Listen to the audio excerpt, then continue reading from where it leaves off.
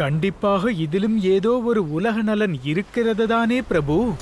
தேவகணங்கள் சோமபானத்தை அருந்தியதால்தான் அவர்களது ஆணவமும் கர்வமும் விழித்தெழுந்தது. அதன் பிறகு அவர்கள் எவ்வளவு பெரிய தவறை செய்தார்கள். இப்பொழுது இந்த வாருணி இந்த அசுரர்களின் அழிவுக்கு நிச்சயம் காரணமாக இருக்கப் போகிறார்கள்.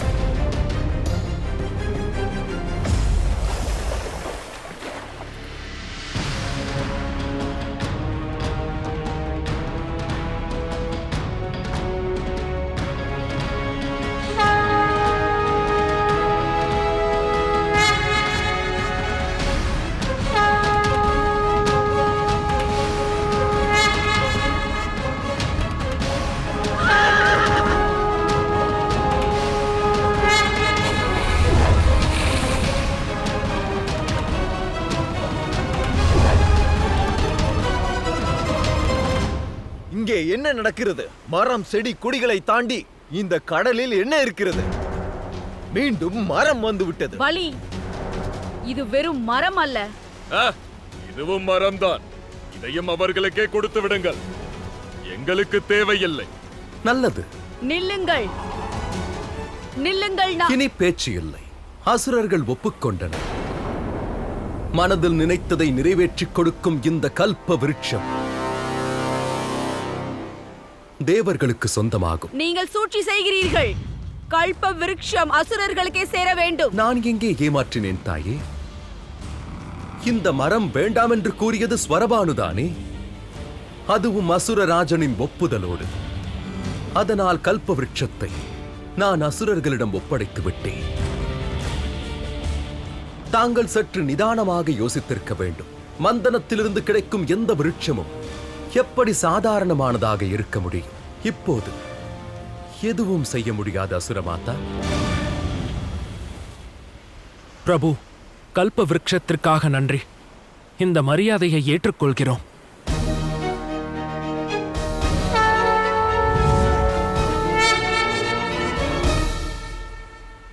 எதையும் கூறுவதற்கு முன்பால் யோசிக்க வேண்டும் பலி. நீ ஒரு ராஜன். கல்ப விருட்சம் பறிபோனது. அது நாம் நினைக்கும் அனைத்தையும் நிறைவேற்றி இருக்கும்.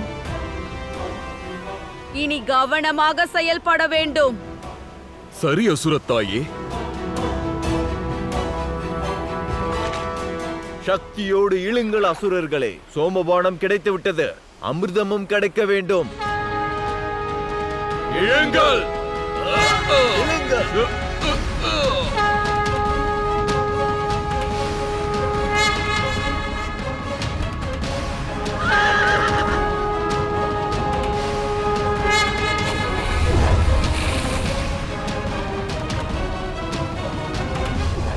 அசுரகணங்கள், மீண்டும் நான் தங்களை ஏமாற்றுவதாக என்னை நீங்கள் குறை சொல்லக்கூடாது. அதனால் இம்முறை தேர்ந்தெடுக்கும் உரிமையை தங்களுக்கே தருகிறேன். ஒரு பக்கம் ஓர் அழகான மங்கை, கலை மற்றும் நாட்டியத்தில் சிறந்தவள். இந்த அழகு தேவதைகள் பல கலைகளையும் அறிந்திருக்கிறார்கள். இன்னொரு புறம் இங்கு திவ்ய சக்திகள் கொண்ட இந்த அஸ்வம் உச்சை ஸ்ரவம். இப்பொழுது சொல்லுங்கள், எதை தேர்ந்தெடுப்பீர்கள்? எங்களுக்கு தேவர்களிடம் ஐராவதம் இருக்கிறது. அப்படி என்றால் அசுரர்களிடமும் ஒரு திவ்ய வாகனம் இருந்தாக வேண்டும். இந்த அஸ்வத்தை எங்களுக்கு தாருங்கள். தாயே, எங்களுக்கு தேவதைகள் தான் வேண்டும். அஸ்வத்தை வைத்துக் கொண்டு நாம் என்ன செய்ய? மோகம் வேண்டாம். ராஜயோகத்தை பற்றி யோசியுங்கள். இந்த தேவதைகளை தேவர்களுக்கு கொடுத்து விடுங்கள். எங்களுக்கு இந்த உத்ரைஷவ அஸ்வத்தை கொடுத்து விடுங்கள். வார்த்தை அசுரமாதாவுடையது. ஆனால் உங்கள் மனதில் உள்ளதும் இதுதானே? தங்கள் ஆசைப்படியே அசுரமாதா.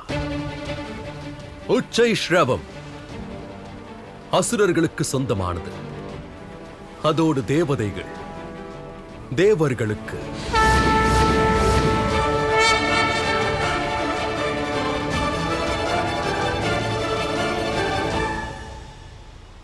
நாராயணர், எல்லோருடைய ஆசைகளும் நிறைவேறுகிறது. யாருக்கு என்ன தேவைகள் இருந்ததோ கிடைத்தது. ஆனால் தேவி லக்ஷ்மி சந்திக்கும் நேரம் நெருங்கிவிட்டது தேவி. ஆனால் இந்த காத்திருப்பு நடக்கும் சோதனைகளை இன்னும் கடினமாக்குகிறது.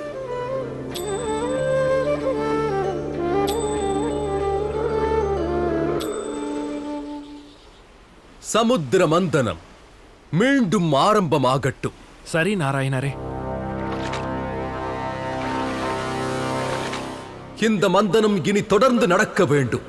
அப்பொழுதுதான் சாகரராஜன் வேறு வழியின்றி தேவி லக்ஷ்மியை அமிர்தத்தோடு வெளியே அனுப்பி வைப்பார்.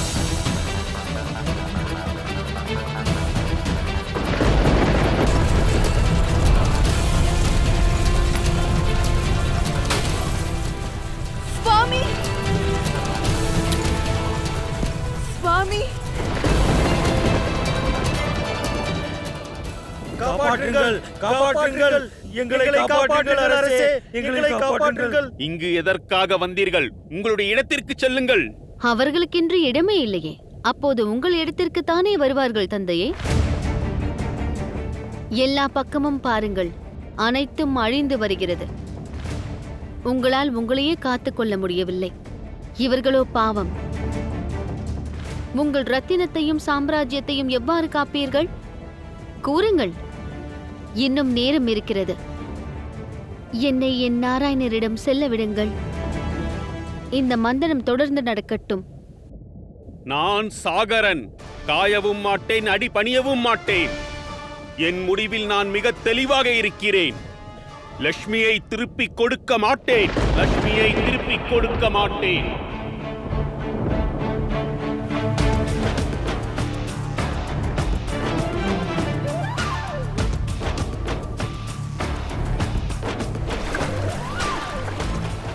இங்கு நடப்பது சாகர மந்தனம் மட்டுமல்ல, சமுத்திரத்தில் உள்ள கோளாறுகளையும் ஆணவத்தையும் அழிக்க நடக்கிறது. இந்த மந்தனத்தின் வேகம் இன்னும் அதிகரிக்க வேண்டும். இதனுடைய தாக்கமானது சாகரராஜனின் இதயத்தை துளைத்தெடுக்க வேண்டும்.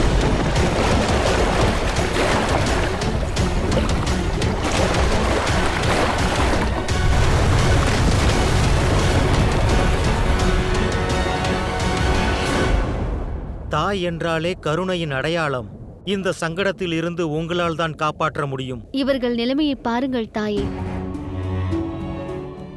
தந்தைக்கு நீங்கள் புரிய வையுங்கள். இந்த அநியாயத்தை தடுத்து நிறுத்துங்கள். உங்கள் பிள்ளைகளை இழக்கப் போகிறீர்களே, இந்த பாரத்தை எவ்வாறு சுமப்பீர்கள்? எப்படி பழி வாங்குவீர்கள்? யாரோடெல்லாம் போராடுவீர்கள்? காப்பாற்றுங்கள், காப்பாற்றுங்கள், சாகரத்தில் வசிப்பவர்கள் நீங்கள். கடலின் அலைகளுக்கு முன்னே உலகமே மண்டியிட்டு விடும். ஆனால் நீங்கள் சிறு விஷயத்திற்கே பயப்படுகிறீர்கள். வீரமரணம் அடைவதே உங்கள் லட்சியமாக இருக்க வேண்டும். கடலின் இதிகாசத்தில் நீங்கள் அமரராகி விடுவீர்கள்.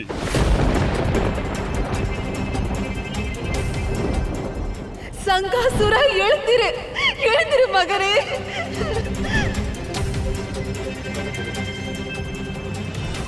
எழுந்திருங்கள், முன்னேறி செல்லுங்கள். இந்த சவாலோடு போராடுங்கள்.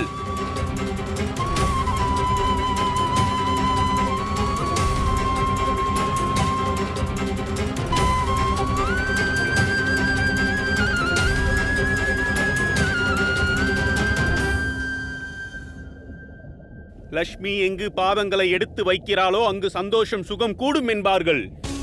அப்படி என்றால் லட்சுமியையே மகளாக கொண்டிருக்கும் நாங்கள் பெரும் செல்வந்தர்களாக இருக்க வேண்டும். ஆனால் பார்த்தாயா, இங்கு எல்லாமே அழிந்து கொண்டு வருகிறது. இன்று உனக்கும் சரி, இந்த இயற்கைக்கும் சரி, ஒரு மகளாக உனக்கு ஏற்படும் களங்கமாகும். ஒரு தாய் இருக்கும் வரையில் ஒரு மகளுக்கு எந்த களங்கமும் ஏற்படாது.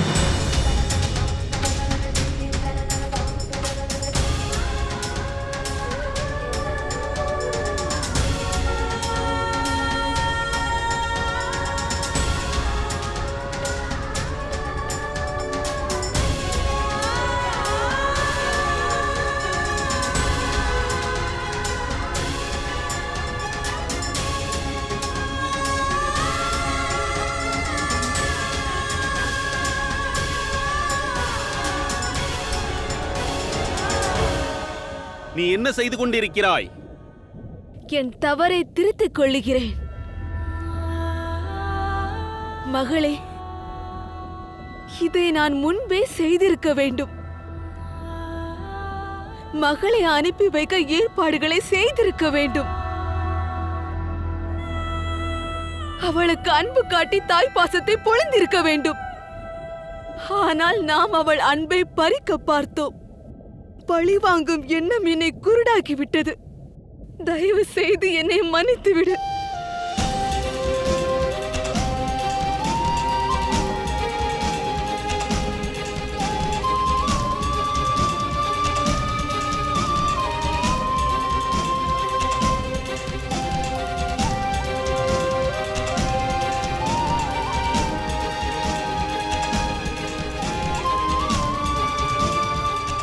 இந்த தாய் இதற்கு மேல் உனக்கு கஷ்டம் கொடுக்க மாட்டாள்.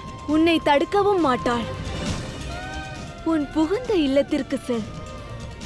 உன் நாராயணரிடம் செல். நீ பெரிய அநியாயம் செய்கின்றாய் தேவி. அநியாயம் இது அல்ல சுவாமி. எது அநியாயம் தெரியுமா? நாம் செய்ததுதான் அநியாயம். லக்ஷ்மியை நாராயணனிடமிருந்து பிரித்த அநியாயம் செய்தோம். லக்ஷ்மியின் ஆதாரம் தான் நாராயணன். ஆதாரமே இல்லை என்றால் லக்ஷ்மி இருந்தும் நமக்கு எங்கிருந்து சுகம் கிடைக்கும்?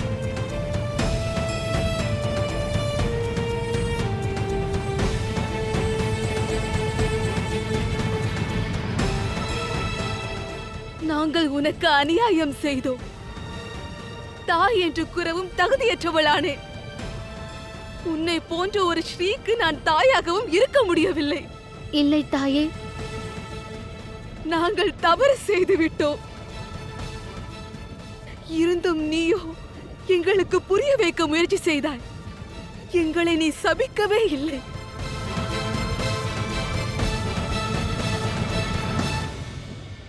என்னுடைய ஒரே மகனின் மரணத்தோடு என் தாய் பாசம் அழிந்து போயிருந்தது.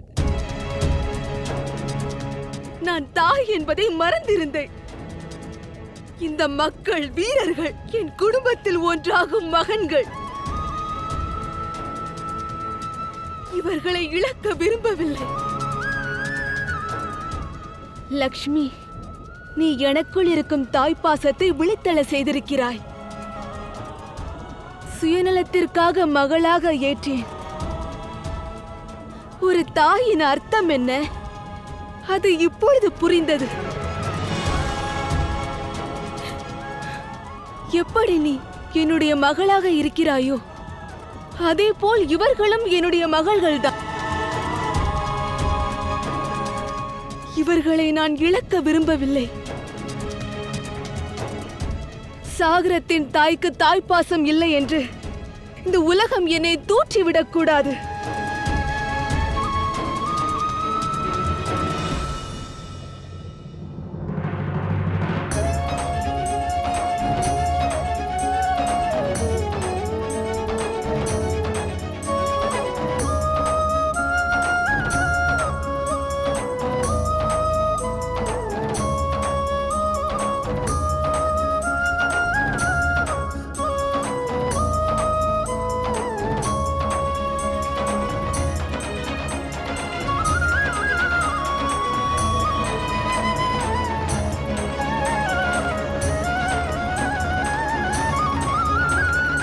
செல் மகளே,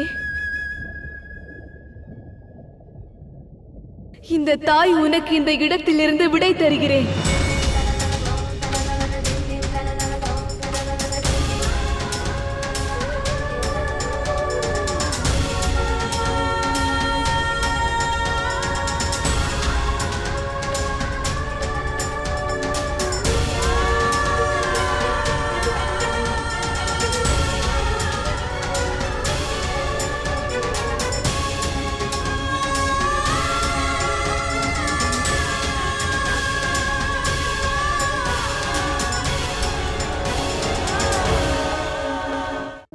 இதை நான் ஒருபோதும் நடக்க விடமாட்டேன்.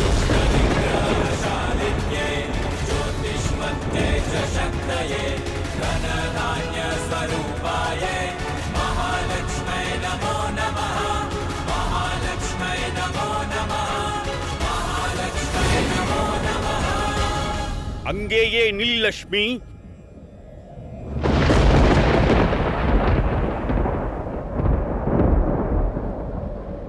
சாகரராஜனின் தலை வெட்டப்பட்டாலும் சரி, ஆனால் என் தலை வணங்காது. லக்ஷ்மி, என் அனுமதி இல்லாமல் நீ இங்கிருந்து கிளம்பிச் சென்றால் அடுத்த நிமிடமே என் வாளால் என் உடம்பிலிருந்து என் தலையை வெட்டி விடுவேன்.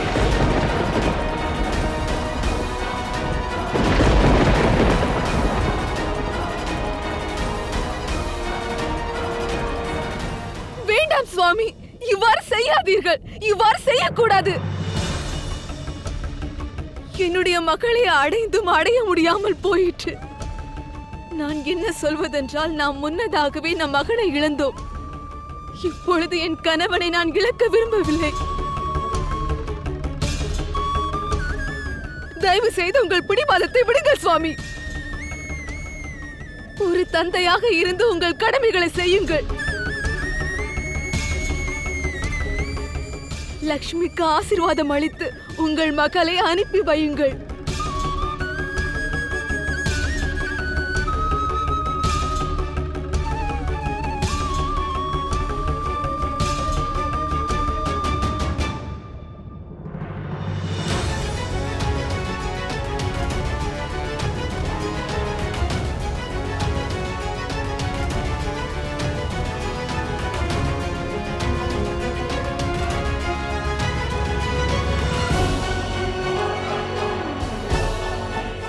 என் வாக்கும் நான் செய்யும் செயலும் வீணாகாது லக்ஷ்மி. அங்கேயே நில். இல்லை என்றால் ஒரு மகள் தன் தந்தையின் மரணத்திற்கு காரணமாகி விடுவாள்.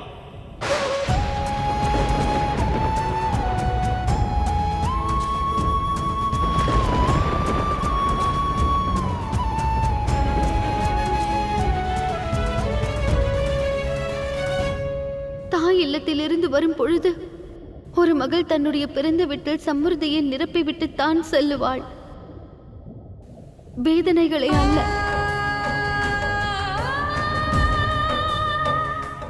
என் மனதிற்கு எப்பொழுது சந்தோஷம் கிடைக்கும்? என் தந்தை செல்வத்தோடு இருந்தால் கிடைக்கும். நான் செல்கிறேன். உங்கள் மரணத்திற்கு காரணமாக நான் இருக்க விரும்பவில்லை. தங்களுக்கு அமரராக வரத்தை தந்துவிட்டு செல்கிறேன்.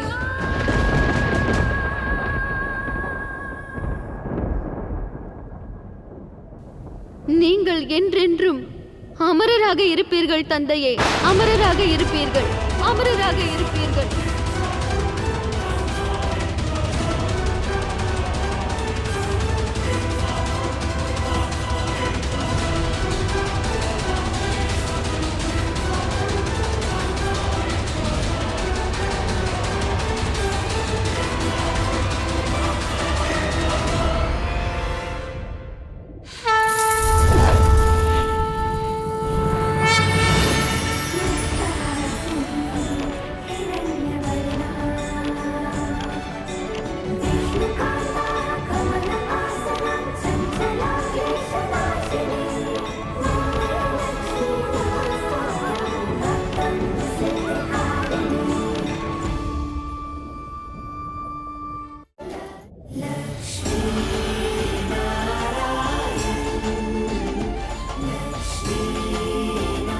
அங்கேயே நில் லக்ஷ்மி. மீண்டும் கூறுகிறேன், செல்லாதே.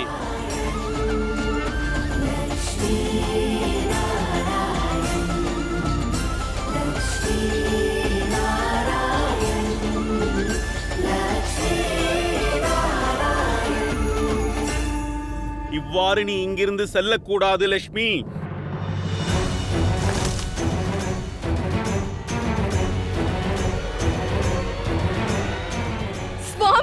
சுவாமி, நில் லக்ஷ்மி. என்னை தோற்கடித்து இங்கிருந்து நீ செல்லக்கூடாது. மகள் தோல்வி அடைவதில் அது என்ன சாதனையா? ஒரு மகனை நாம் ஏற்கனவே இழந்து நிற்கிறோம். இந்த மகளையும் நான் இழக்க விரும்பவில்லை. லக்ஷ்மியின் தந்தையாக இருந்து நாராயணன் செய்த பாவத்தை மறக்கவா? தள்ளிப்போ தேவி. சுவாமி, நான் சொல்வதை கேளுங்களேன் சுவாமி.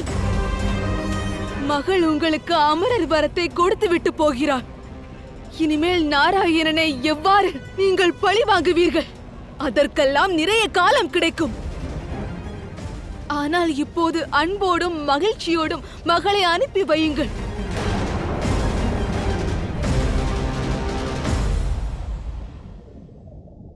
சுவாமி,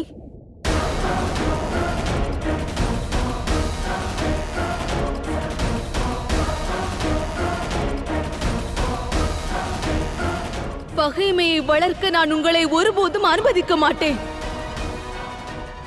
சாகரத்தில் இந்த விசாலமான இதயத்தை சுக்கு நூறாக உடைந்து போக விட மாட்டேன்.